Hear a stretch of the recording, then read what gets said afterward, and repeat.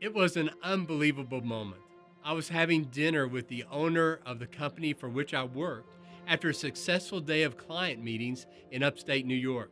Suddenly, in the middle of dinner, he asked me what I thought the company needed to do to continue growing. And of course, being a type A personality, I gave him my ideas.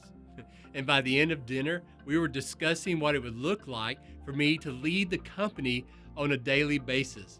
And we returned home on Friday and continued the conversation via phone and email over the entire weekend. By late Sunday evening, we had hammered out a job description and offer, which I accepted.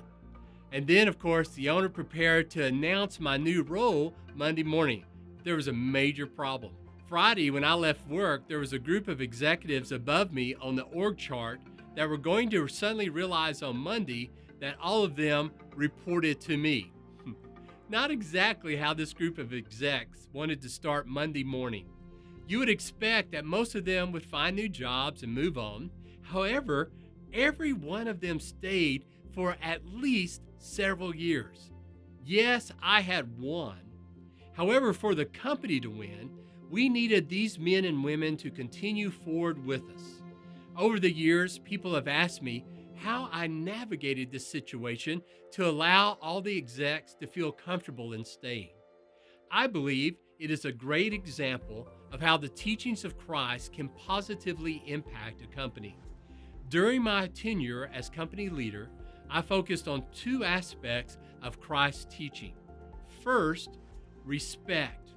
The 7 people on our executive team had knowledge about our specific operations that I did not possess. I wanted them to know I respected that experience and value to the company. I proved my earnestness through 2 things. Number 1, joint decision making. I constantly communicated the issues and opportunities at the department head or the executive team level, and we made decisions based on our collective experience. In this way, everyone felt valuable and was invested in a successful outcome. And then I gave the execs space to work. Each of the executives knew how within their own departments to execute the objectives needed for success.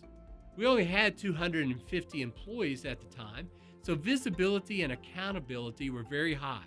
Each exec had given input to our goals and collectively decided upon our targets. They just needed some time and resources to reach the targets. After respect, I made sure to serve. Following Christ's examples meant I needed to make clear that my role was to serve the company and employees instead of expecting them to serve me. And I did this first of all by focusing on leadership. I invested a significant amount of time to each executive to listen as we discussed challenges and wins. This listening allowed me to understand what resources were missing that would help them succeed even more. And then I focused on the employees. We were a service company, so we represented the first touch to many of our clients' potential customers. We had to have good processes, reliable equipment, and a cheerful spirit when we were talking to our clients' prospects. So a couple of times per week, I intentionally went to the various work areas and buildings to work alongside our employees. Some were writing code, others answering phones, and others fulfilling orders. As we would visit and work, they would tell me what they liked and the processes or tasks they did it. Listening to them provided some of the most profitable insights to continue our growth. You see, Christ does make a difference in the workplace, especially when you win a promotion, a new client, or receive praise. Each win challenges you to respectfully serve at a higher level.